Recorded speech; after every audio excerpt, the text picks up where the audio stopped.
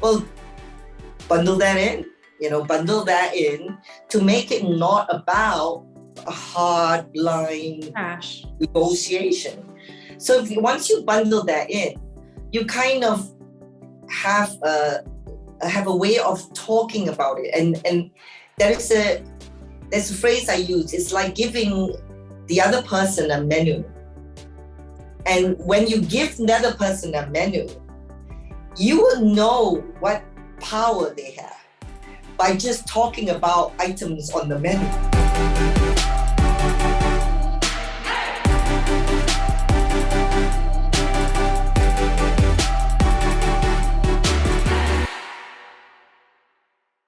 Hello and welcome to the Mentors Edition. I am Michelle Chikando and I am thrilled that you've decided to join me for yet another episode. I'm really, really excited about this one.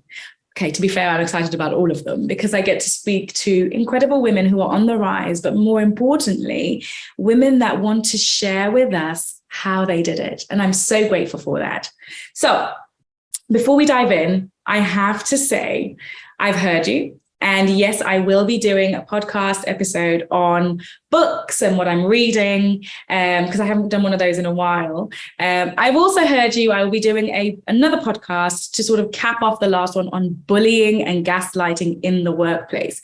So keep your ears and eyes peeled for that one. Now, today I'm speaking to Irene. She is a force of nature. In her 20s, she went straight from university after having studied science into being an entrepreneur, and also embarking on the journey of motherhood.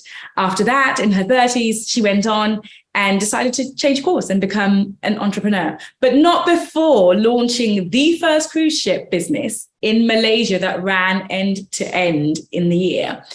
And then from there, she, has risen through the ranks, become a professor at some of the most prolific universities in the United Kingdom, Warwick University, Cambridge, you name it, she's done it. And now she is running an AI business. So we've done a lot of talking about, where tech is going, how it can enhance our careers. And she is here to tell us how to be better negotiators, how to get what we want from our careers without necessarily without losing ourselves, and also with a clear focus on how it benefits the other person. She's also sharing with us this idea of adventure and play in our workplace. She talks about the power of, femininity and how we can bring our true selves in the workplace without too much self-judgment and without needing to have so many rules around us. I really loved this episode because it transformed how I sometimes think about my approach to my work, and it brought in a nice lightness to it all. Here is Irene. I know you are going to love, love, love this episode. Get your pens out. This one is a great one. Thank you so much, Irene, for joining me. I am really, really grateful, especially because right now you're at the Singapore FinTech Festival and everything is happening. So I really appreciate you taking the time out. So because we are, really appreciative of your time, I'm going to dive straight in. And so, you told me that you came from a normal family and your father paid for his own way to become a lawyer and your mother followed suit about 4 years later. What impact did that have on you as a young child, watching, your parents develop their own careers and you growing up, in a perfectly, ordinary environment where people were making themselves extraordinary? I think my parents both are lawyers late. So, father became a lawyer when I was 5, my mom when I was 9. And largely because they had to really focus on their own careers and we were very poor before they became lawyers. I was kind of left alone. And there are benefits from being left alone. I always believe that if you leave a kid alone enough and if the kid is bored enough, kid will be quite creative. And I think I'm quite creative because I've been just left alone. I've had to make up my own games and do all sorts of silly things and learn a lot of my mistakes early. So from an entrepreneurial perspective, which is quite interesting, I live just actually across the causeway from Singapore in a little border town of Malaysia. And I like to think that has had a huge influence on my life, because I think border towns are wonderful places to nurture certain entrepreneurial skills, which may or may not be ideal. I mean, it does make a hustler out of a person, because if you live in a border town, you probably know how to smuggle the small little bits. Very early in life, you know the meaning of the word arbitrage, because things are expensive across here and cheaper there. And so you start early on in life learning the difference in price, arbitraging, entrepreneurial thinking. And I remember even my brother used to buy 4 rulers and put it in his bag, because he knows when he goes across to school in Singapore that someone will forget their ruler, and he'll sell 1 ruler at the price of, you know, what he paid for all 4 rulers. And he was 7, right? And so wow. I think that comes down to that way of thinking that I think all border town kids tend to have. And I think that stayed with me all the way through till my fully matured life. So you also started doing this cross-border selling. You know, you're hustling when you are how old were you at this age when this entrepreneurial mindset kicked in? I think I was around 12, 14. I think 14 was probably when it really started, because that was when my parents sent me to school in Singapore. And so I went to school in Singapore and came home. And that's when you start to kind of notice the difference between tax regimes, what were more expensive, what were not more expensive. So you learn very early. I got caught once smuggling a hard disk. You were smuggling a hard disk from Malaysia to Singapore? No, from Singapore to Malaysia. And there were all sorts of funny things you would do, and I think they still exist today. There was this tax about of devices, or if you buy a computer, it will be taxed very heavily, and it's expensive in Malaysia. I see. But if you buy components, they are not taxed. So you can buy components and assemble it and then sell it. So at a very early age, you learn all these things, whether it was computers or rulers. It's just a fact of life in about border town. Very interesting. Bring me into something else, though. You are a girl. You told me about your brother and how he's got this hustle, which is quote unquote in our societal way of thinking the norm. But did you ever think about your sex as a woman? When you were growing up, can I do this? Can't I do that? What were the expectations on you as a child growing up in this hustle, if you like? Well, I know it's terrible, but as a person who hustle from a young age, you learn to hack based on whatever advantages you have. And if you're a child and a girl and you got caught smuggling a hard disk, what are you going to do? Now, if you're a kid, that's a boy, there are things that you're going to think about, how you're going to get away with it. But if you're a kid and you're a girl, the first thing you can think about is, I'm going to cry. Yeah. I'm going to cry. Because if I cry and they let me go, I can get away with this. So I just cry. And so yes, I know it sounds awful, but when you're hustling, not at all. I love that, because it's saying I'm going to use the perception in my favor. So you started early. It's like, I'm going to use my femininity. This is something that sometimes we're a little bit shy about talking about. I mean, and I'm going to use myself as an example. As you say, this may be the right or not be the right thing to say, but I'm willing to say it. And that is, sometimes I have found that being a minority, a woman, and has given me an advantage, and I have leveraged that. And I think sometimes it is used against us, but there are certainly times when having these sometimes perceived weaknesses is actually a massive advantage, and there is no shame in using that. Okay. Yeah, I think it's a skill like any other skill, right? Boys can be aggressive because they are strong, and sometimes very badly they will use their aggression because they are strong and they can bully. And if you are strong and you can bully, and which is not the right thing you should do, but they do it. And if you're weak and you can be vulnerable, and that gets you places too, well, yeah, sure. I think later I start to realize that almost everything in life is whatever capabilities you have and however you can hustle and hack. I think as you get older, you start to question yourself in terms of how much you like yourself doing this. so in a way, I stopped crying when I realized that I'm slightly ashamed of myself that I used it.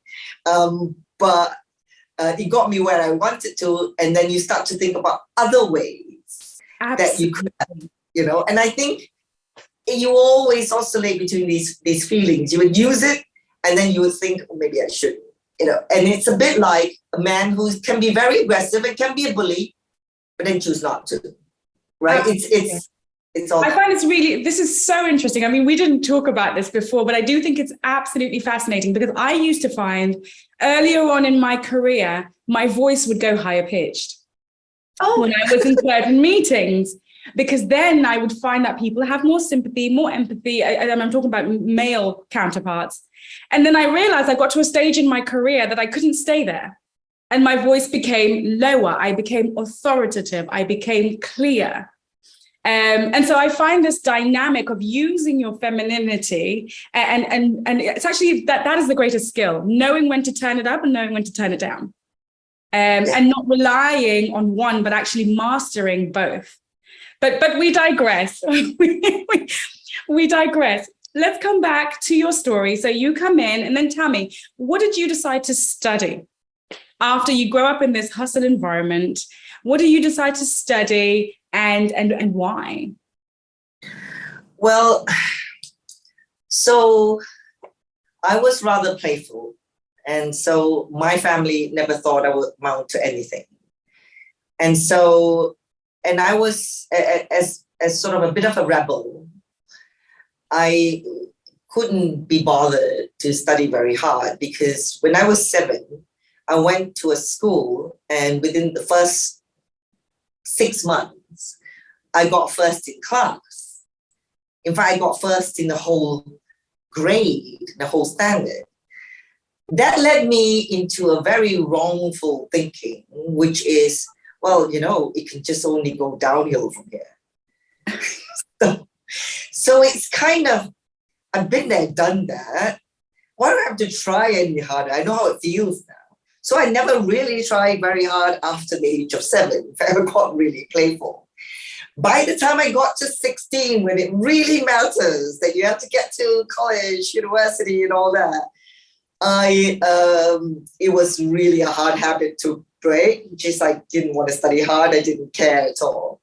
And so I think my parents sent me, they thought I was going to fail our school, then sent me to Singapore to say, well, maybe that Singapore education will knock some sense out of me. Yeah, we'll fix her.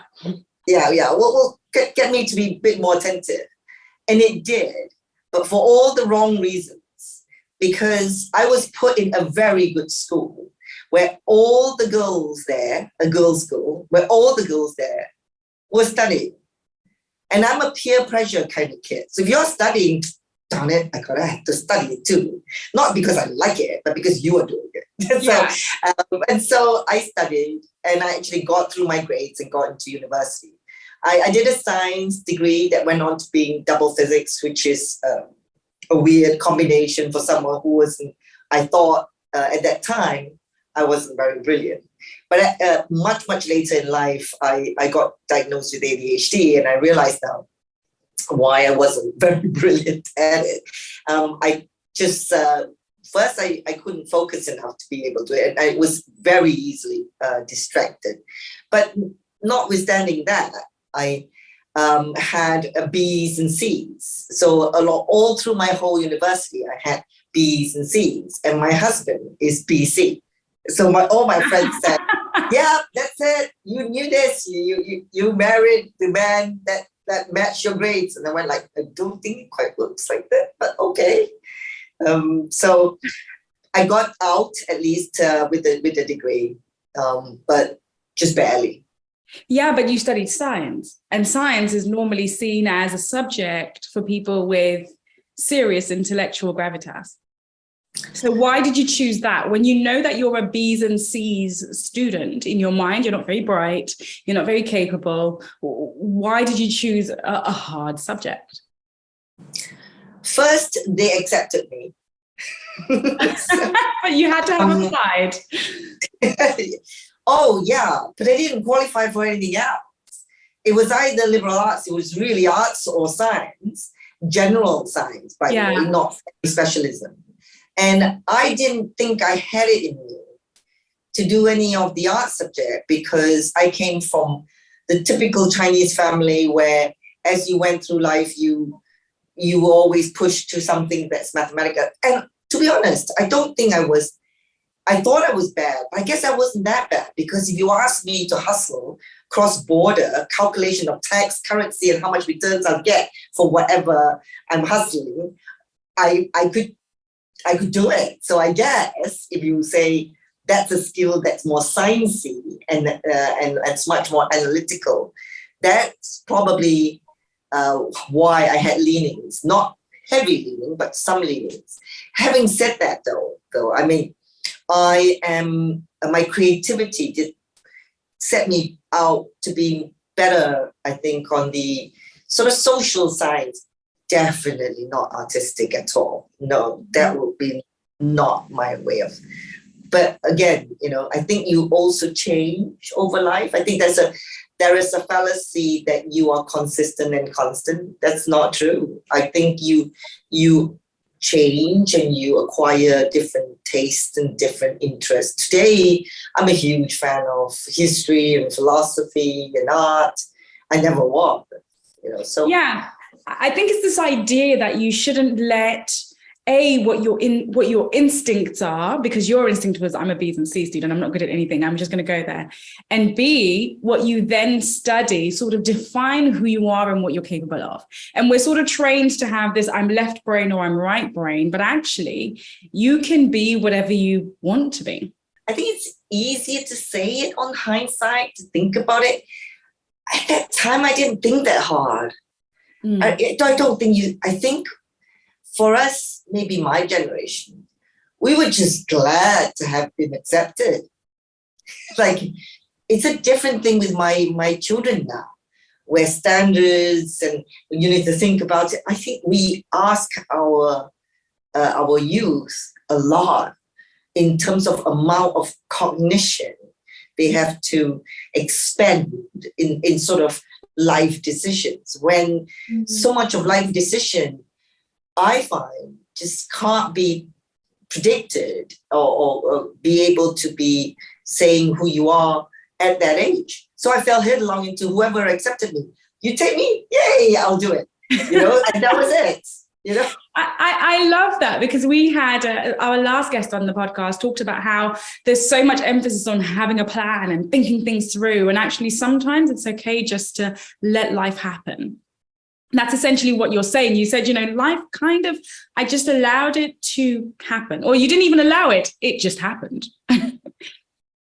Yeah, and but with that, there's so many within the youth today that won't let themselves do that because there's so much FOMO around. There's so much, what if I can wrong around?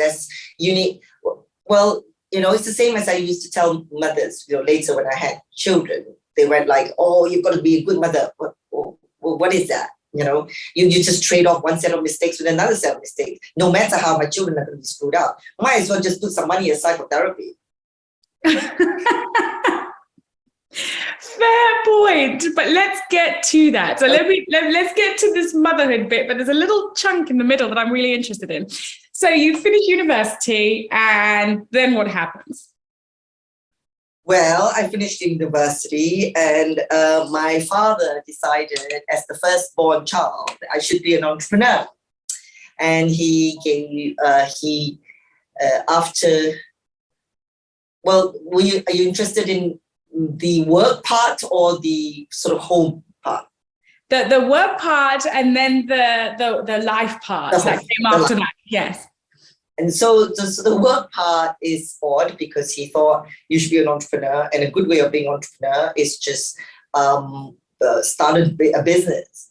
And he had a little hotel in downtown LA. And he said to me, hey, there's space on the ground floor, big space. You should start displaying and selling furniture. What would I know anything about selling furniture? But I thought, okay, sounds like a great idea. Let's go. Give me. That was it. I put furniture. So you've got a science degree. Woohoo, we graduated. Now you're going to go and sell furniture. Why did you not say no? Anybody would have said, I need to go and work in a research lab. Why did you take that opportunity? It's fun. It was going to LA. I've never done this before. He thinks it's a good idea, so he should know better than me. Okay. Did I think it was not a good idea? Oh no, this was another adventure. I did try to sell. Didn't work out very well, as you imagine. Because I didn't try, but because my father decided that giving me a container full of furniture without any working capital was a great idea. And at that time, I didn't know that's not a good idea. You kind of need some working capital. He says, oh, you need working capital? Just sell the furniture. So, not exactly how you would run a business, but that was my dad. All right. So I did it for about a year, and then my mom stepped in and she said, I had a boyfriend then. It's my husband, BC, remember? Yeah. And he was back in Asia. He was back in Malaysia.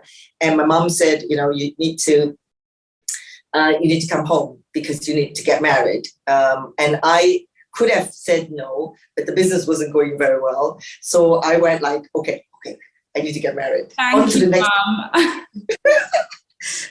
next adventure, getting married. Yeah, but how did you feel in terms, in some ways it was, it didn't work out. How did you feel about that? Did you take that personally? How did you process that? I took that personally. My dad did it again after my first child was born. And I guess I never learned because I never studied business, right? So I don't have frameworks. I just have a hustling mindset, right? So you thought everything, you have to make up everything. You didn't know that there was a thing called a business school and business. You thought, when you don't know. Yeah, you don't know what you don't know. Right, so you make it up. And I thought it was my fault that the business didn't go well. And then later you'd say, well, of course, you had no working capital. It wouldn't have gone well. But I did think it was my fault because I didn't know any better, right? So. Mm-hmm. Okay, and then so you take your mum's advice. You go and tell this man it's time to get married now, and you get married and you have a child, and then what happens? Well, my dad did that again. He bought a travel company, and it was losing $500,000 a year. He said, do you want to take it and turn it around? And this time it's local to me. It's where I'm living in Malaysia. Uh-huh. And so he says, here's $1 million working capital now. Progress. Yes, progress. What he failed to tell me, though, is that the debt of the company was $2.5 million. So it wasn't working capital. So I spent the first 2 years of that company negotiating debt. I got debt of 2.5 million down and negotiated down to $1 million. And I was still without any working capital. And there were no equity markets then. There's no startup debt that you could do. Nope. So I thought, what would be the business I can diversify into that will get me tons and tons of cash flows and let me sit on it for a few months. And I thought, cruise ship. I'm going to run a cruise ship. That's it. And we're going to get a cruise ship and I'm going to bring it in. So I was a pioneer in cruising in 1991. Coral Princess, Richard Spirit, quite a few of ships. I I chartered them, I sold them, and we really got quite famous. And there was a lot of cash flows, and I turned the company around in 1992. Made up all those things all along the way. Yeah. So when you tell your story, I know it kind of all happened in over a extended period of time, and you just now go chop, chop, chop, chop, chop. So let me let me dive into some of the aspects. So your father gave you the furniture business. That didn't work out. You go away, you have a baby. Obviously, you've got baby brain, you've got marriage situation, and he comes back again. Why do you say yes again? I mean, what's your relationship with failure, because you had just experienced something that you took quite personally, and B, fear, because you've just got to, now that you've just about settled again, you're going to go and do it again. Were you not fearful? What is your relationship with fear and failure? I didn't think it was fearful. I just thought it was another adventure. Okay. Here we go, another one. I think. Did you not think maybe I'm going to fail again? Did I think whether I was going to fail again? No, I didn't. I didn't go in thinking I was going to fail again. I went in because the idea of failure suggests that you can predict the future. Mm-hmm. That's true. That is very true. Rather than you can invent a future. Okay. So you have no fear, because if you're inventing a future, you'd rather invent it without failure, right? So theory, yes, absolutely. So if you think of failure, that means you have thought through every possibility and then predict the chances of failure. Now, how is that possible? Right. And you have to put all your faith in a terrible outcome. No, you have to put all your faith that you know all the information to be able to predict outcomes. I have no such information. Correct. No one has information. Correct.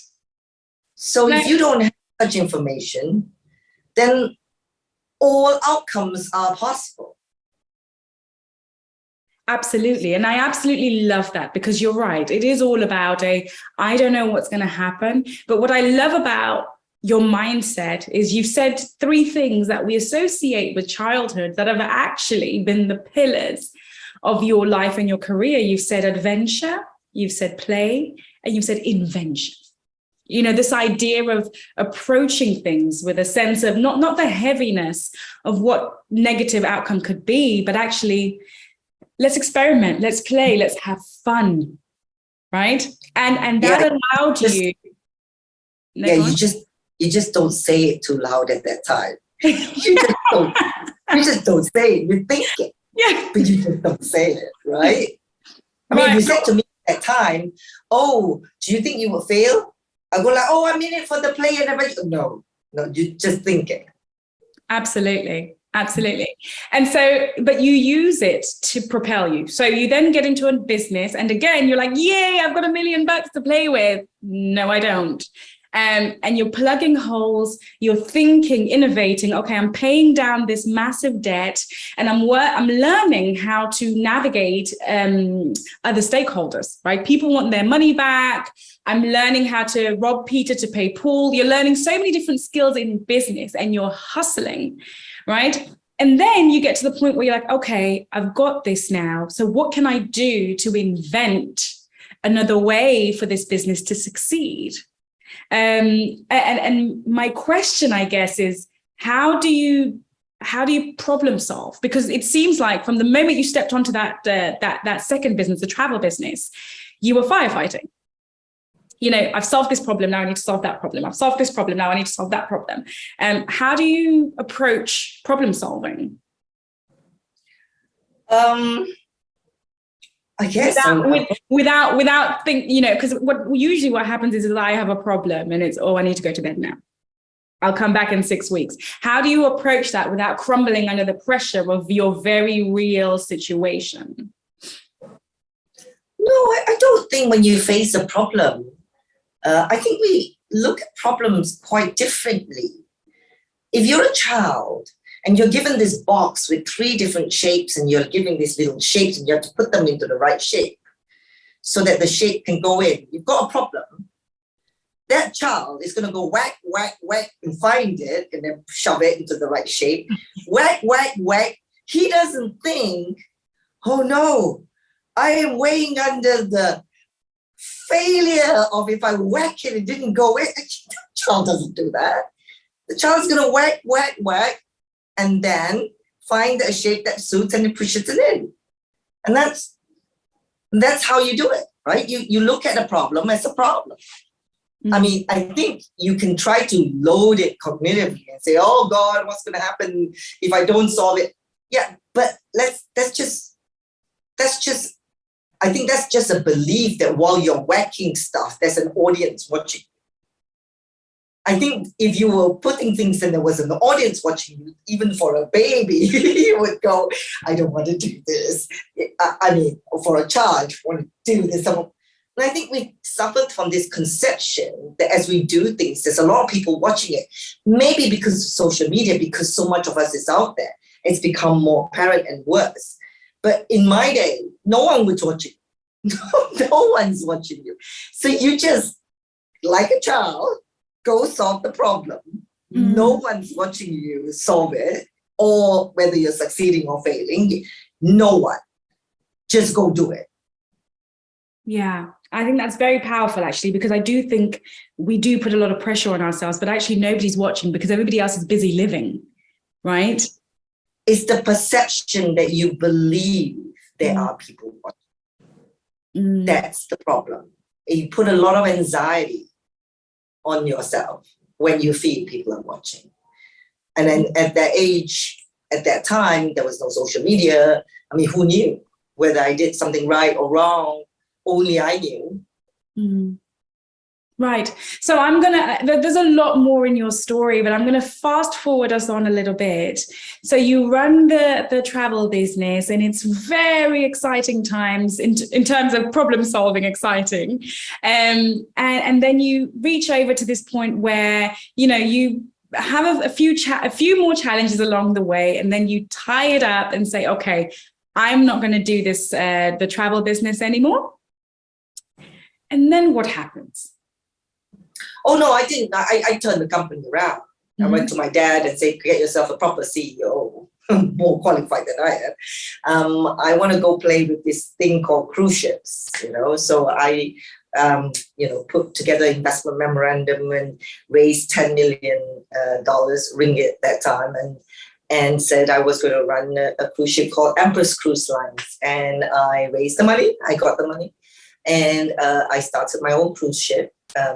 And then realizing that the cruise business, I should have known, I suppose, but we thought we could be able to face up to the problem with the peaks and troughs. So peak seasons and, out season that you had difficulty filling. And so you've got a lot of cash flow issues when you're not able to even that out. And that was the business that I was really trying my best to stay afloat, pun intended, and then decided that in order to be able to even it out, I had to go into a casino business. So I ran a 10-table casino on the ship to about $250 million turnover a month, which sort of with a spread of about 1% net could kind of get you about 2.5 million, and the operating cost was about 2.2 million with a very thin margin. It's huge volume turnover. That was that business. Okay. And so again, you say, okay, I'm going to go from this problem, and now I'm actually going to do what I want. Now you say, thank you, Dad, for always throwing me in at the deep end. Now I'm going to throw myself in at the deep end and figure that and learn how to swim in a different way. So you start the casino bit, you start the cruise line business, and I think you said it was the first. We were the first in Kuala Lumpur to have brought the ships in. Now I was the first then to do year-long cruising in Southeast Asia. And after running it for a bit, even with the casino, I, started to get competition. So the larger cruise ship companies started to come in, and I ran into debt. Story of my life. I ran into, lack of capital, debt. Even though margins on the casino was pretty good, you just had to have a lot more capital than $10 million. So I sold the company. I took back only about 20% back in 1996. Right. So you sell the company, and then the question is, what's next? Well, I thought by the ripe old age of 33, which is when I sold the company. It is so crazy to me that you have done all of the stuff we discussed before you are 33. And at this point, you have one child, two children? I had three. Oh my God. I had three by then. I thought, you know what? I think I've seen a lot of life for a 33-year-old compared to a lot of other people.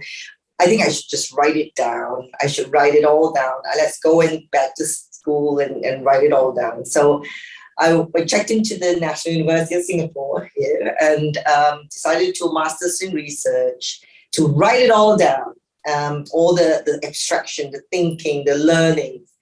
And sort of within 3 months, forgot all about it, decided to go into game theory and mathematical economics. It's how fickle I am, terrible. Yeah. So you start something with the writing, you're like, I'm going to past-based, put everything I've learned.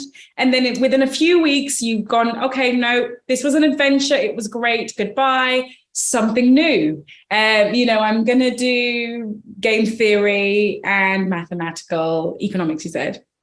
Well, it's a bit of a social identity thing. Before you check into the university, your heroes, I blogged about this. I said your heroes were at that time, in those days, it was Jack Welch, it was the tycoons and the CEOs of captains of industry. And then you check in and you're doing a master's and they think you're writing, you can actually have some potential. You know how it is when people tell you have the potential in something, you start to believe in yourself a little bit more and you think, oh yes, I have the potential and I can do this. And then you realize you could actually be an academic and they offer you the ability to do a PhD. Woo, even better. And start slowly you trade your heroes away from Jack Welch to someone like Michael Porter, Harvard Business School professor.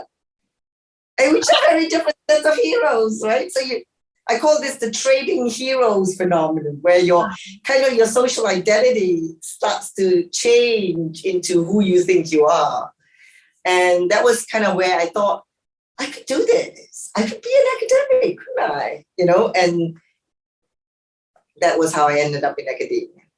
And you go game theory. I mean, and that's quite, again, you go for, these are not subjects, if you like, for people that are intellectually weak or even B's and C's students. Well, I still didn't do very well in the exams because I don't do very well under confined conditions for examination. But I was quite good in critiquing. If you want me to quarrel or argue about something, I'm really good at it. so I'm very good at arguing. I could critique. I could see gaps where no one could see. I could, I could understand intellectually where potential gaps. And so I think there is a sense. I think there's a sense among people, there's a perception among people that when you are intellectually strong, you are having the breadth of intellectualism. Actually, I don't think that's true. I think I was intellectually strong for the things that I was interested in. And I'm completely crap in the things I'm not. So motivation and interest drives, I think, to some degree, what you're quite good at. And so to say, oh, you're smart. No, I'm not. I'm only smart in the things that I really love, baby. Because I invest in it, right? No, I'm really not smart in the other things I'm not good at, neither am I motivated. I think we have to stop thinking in these labels that if you're smart, intellectually strong, it kind of puts the umbrella over you. It's like people calling me a role model. That's terrible. I'm a terrible role model. I'd rather talk about role behaviors. I'm great behaviors on Tuesdays and Thursdays, terrible on weekends. I'd rather think about the contextual parts of you, the situational parts of you, because I'm essentially a socioeconomist, right? So I like to think that you do not have to be that consistent, because I don't think human beings are. I completely agree. And I do think you are absolutely right, because in my own way of thinking, if you ask me to think about something in a really like this, I can do it very well. Ask me to think about something in a sequential way, you've lost me. And it's just a different way of thinking. So you find yourself asking me something very basic and I cannot give you a response, but you ask me something quite complex sometimes and I can. But it's like you say, it's not about this box. Again, we're coming back to this idea of things fitting into a box, and sometimes they don't have to. And it's the label. It's about labeling, right? You know, exactly. Once you get labeled, they think you're consistently that label. And I think, you know, we've just had too many psychologists create labels and sort of consistency in these labels. But even psychologists will tell you you're not consistent with your labels. Absolutely. Right? You might have consistent labels, but they don't apply to you all the time. All the time. Absolutely. I absolutely love that. I think one thing that does apply to you all the time, though, is your relationship with your husband. So he's watching you going through all these different career moves, businesses and whatever. And then you go to say, I'm going to university, and he says, okay. And then 2-3 weeks later, you come back and you say, just talk to me about his experience in all this, and sort of how has it worked? Because a lot of times as women, our relationship with our partner determines a lot of the things that we do. So give us a little bit of, show us a little bit about that side of things. My husband is an incredibly confident person. It doesn't come across that way, but he was very confident in himself. So he's quite happy to say, I look after my wife, or, you know, he's very happy, he's confident in his own skin. Mm-hmm. And when you're a confident person in your own skin, how your wife or how your partner is doesn't halo on you. Mm-hmm. It doesn't. So and so I always used to refer to him as my rock, which is my way of saying that he was very confident, and whatever craziness I get up to, he doesn't change at all. He basically just says, what? He lifts his eyebrow and he go like, what was that? And I go, I'm thinking this. And he goes, okay. Now, I don't know whether okay was I approve, I don't approve. And sometimes, especially in my younger days, I used to sort of poke the bear and say, what do you mean by okay? Do you approve of it? Do you not approve of it? Do you think well of it or not? And he will always used to say, but what has that to do with, I mean, why would you care if I approved or not approved? Why would it matter? And I went, I'd like to know. And then he would sort of challenge me and say, would you change what you do? And I go, no, but I'd like you to be happy. So, yeah. But because he's confident, he allows me to be slightly more creative and adventurous. Interesting, and I think that is a testament, I guess, to the relationship that you have and to the man that he is. The fact that you are so open. Although I have a superstition. I have a superstition because if I do something and he doesn't approve, usually it doesn't go well. Oh, okay. So I had this before when I've done a few of these before, and I realized that those he approve of tend to go well. Not because, I don't know why, but just do. And so now it's become a superstition. So like whenever you say you're going to do something, you're like, please say yes, please say yes, please say yes. That's right. So when I later in life I wanted to buy a house, and this particular house was quite expensive, and I really, really loved it. And I sort of, and he said no, or did not approve of 3 already, but this one I really like. And he went like, He was kind of non-committal about it. And then he says, can't say yes, can't say no. I'm ambivalent. And then I thought, I'll go with that. So, and it was a good decision. So my superstitions are holding It's up. so far as 100% hit rate. Okay, so I want to talk to you about something which is actually the bulk of the meatiest part of the conversation, and that is around negotiation. So you do game theory, you then move on and you become a professor, and then now it's time for you. I'm really fast tracking because you've done so much. You become a professor, and now it's time for you to move to the UK. And it's a question of where. So tell us a little bit about what happens in that transition.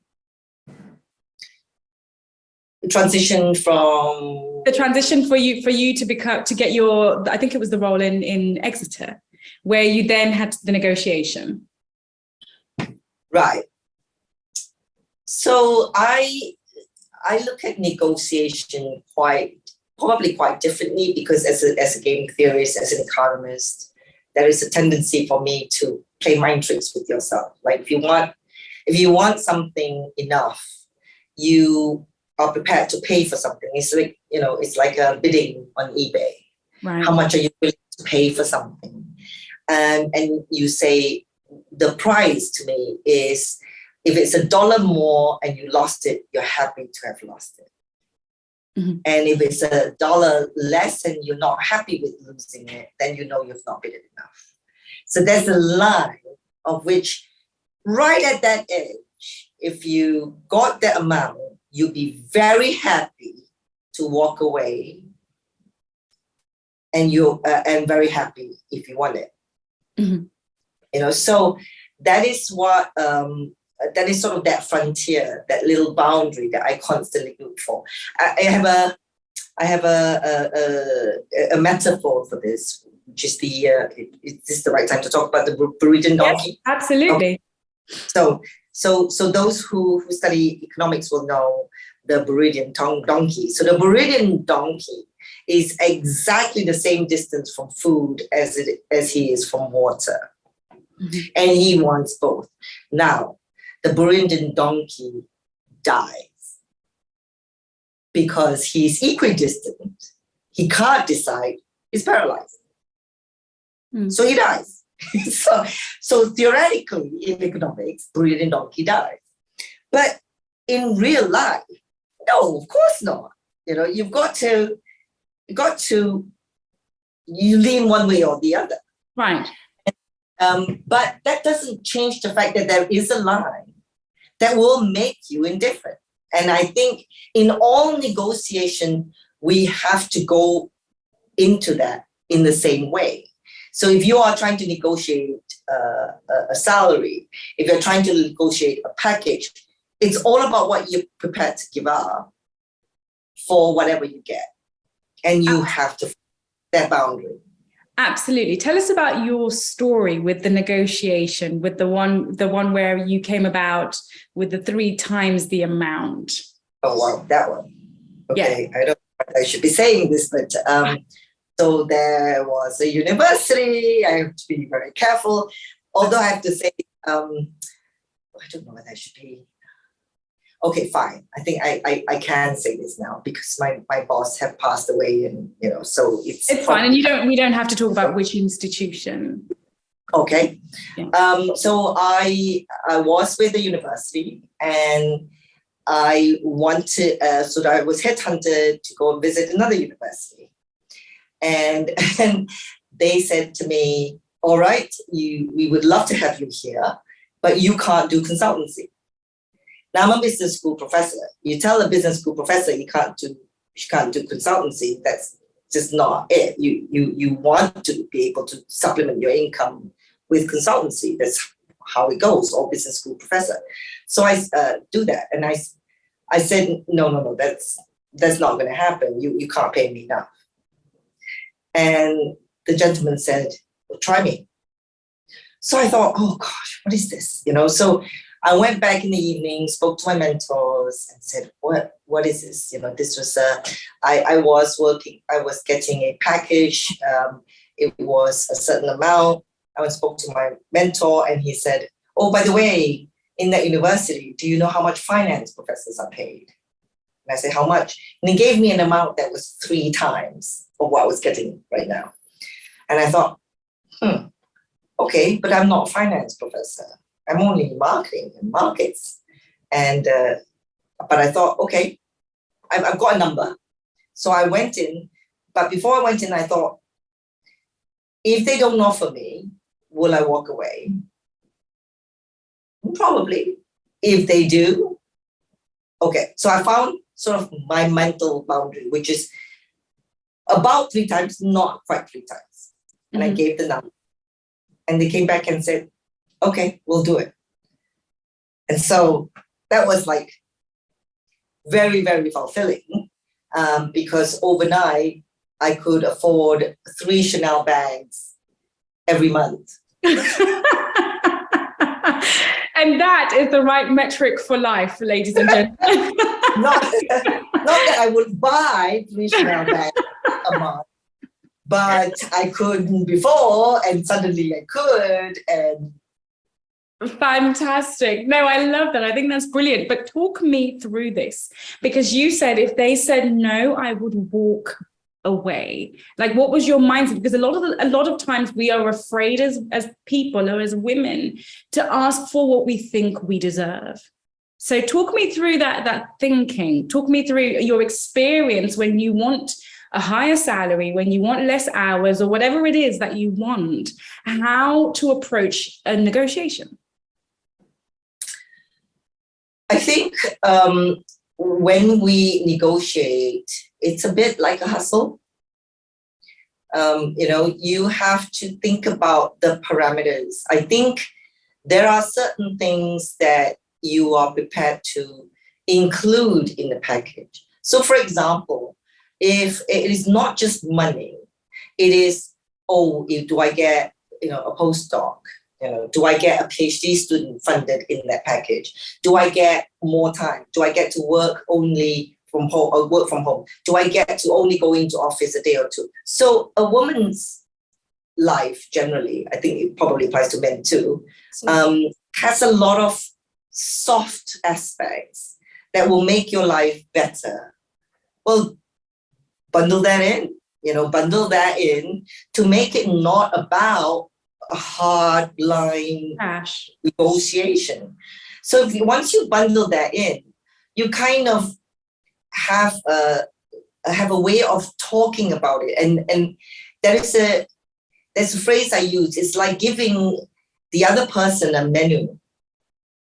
And when you give the other person a menu, you will know what power they have by just talking about items on the menu. So, for example, they will come back and say, we could do how many days a week, because you realize this guy actually has the power to be able to give you that.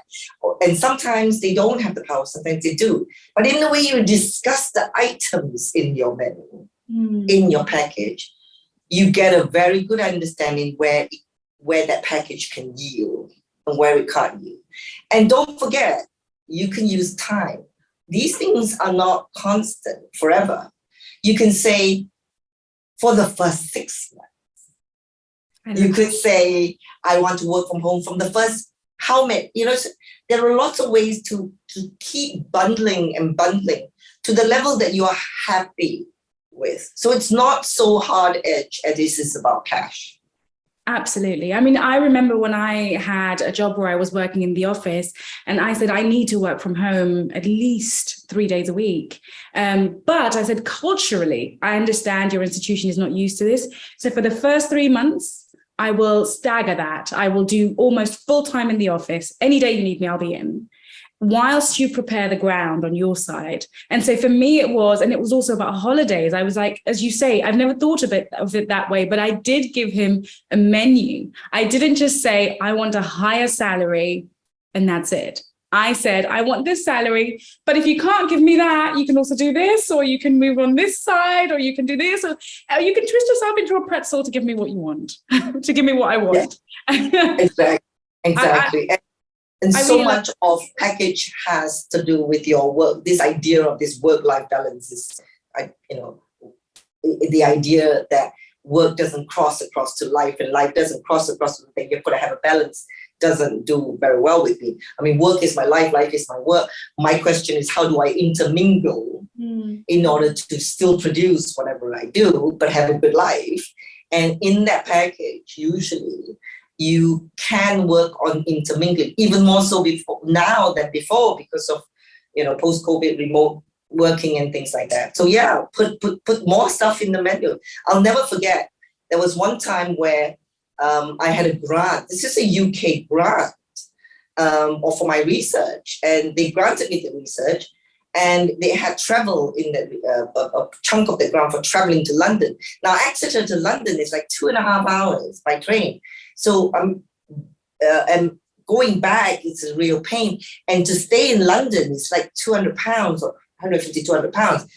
I thought, this is just ridiculous. I've got a full fellowship. I could actually live somewhere near London. But the grant has travel in it, and so not. But then if I stayed somewhere else, it's not travel. I will cut down the travel. But who am I saving the money for? I'm going to increase my rent. So I actually wrote in to the UK research to say, let me give you a calculation of how much my travel is if I stayed in Exeter. And let me give you a calculation of how little I travel, but then I will have increase in rent. Would you consider a £500 subsidy of my rent if I moved out of Exeter? The answer came back in 2 weeks to say yes.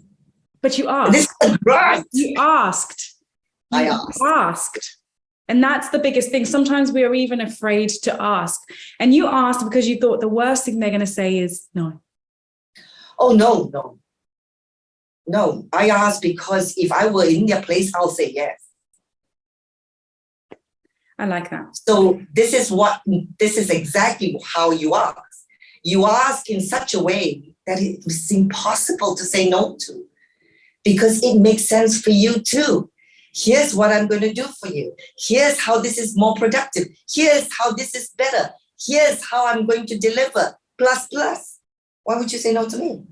So you ask in a way that makes it beneficial for the person you are asking. You put yourself in their position and think, what do they need to hear from me? And then how do I make it compelling for them? Not just, I want, like a toddler. No, in fact, and in fact, that's, I think some of my friends will probably laugh to say Irene is very hard to say no to. And that's a very, very good reason for why I'm hard to say no to, because I always think about you when I ask something. And you ask. Why ask otherwise? Absolutely. No, I absolutely love that. And unfortunately, we've got to wrap it up because our time is a little bit short. But I do want to ask you to share any advice that you have for somebody who is, muddling through and doesn't really have an idea of, doesn't have, in quotes, everything in order. And some advice that you can give around things that you have found helpful on your way up. I think you need to not overthink the future, because I feel that in the future I really believe the future is something you invent, not you predict. So you invent that future. People have asked, how do you know the choice of A and B is the right one? And I always say, it's always the right one, because you will make it the right one. So you would not ever know what the alternative is. So that's the good news. The good news is you will never know what the alternative is if you're chosen something else. So why would you even dwell on it?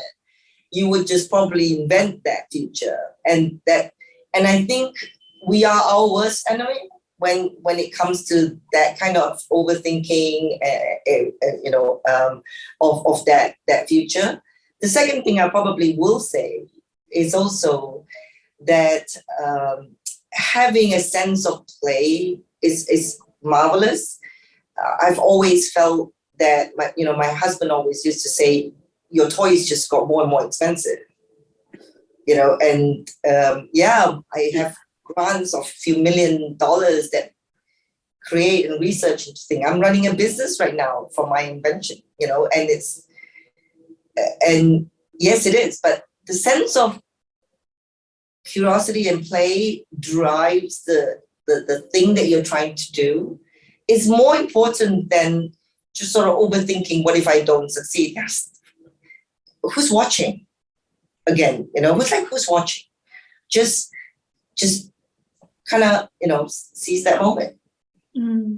I absolutely love that. And I do think that is a pillar of success for a lot of people that I know that have been successful. This idea of, I'm just having fun, I'm exploring, I'm curious, something didn't work, that's fine. There'll be other things. We keep moving forward. Irene, thank you so much. That was so insightful. And there are not enough hours to go through the amazing thing that you have done.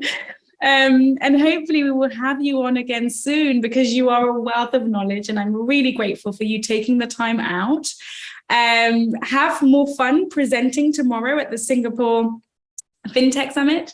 And yes, again, thank you so much.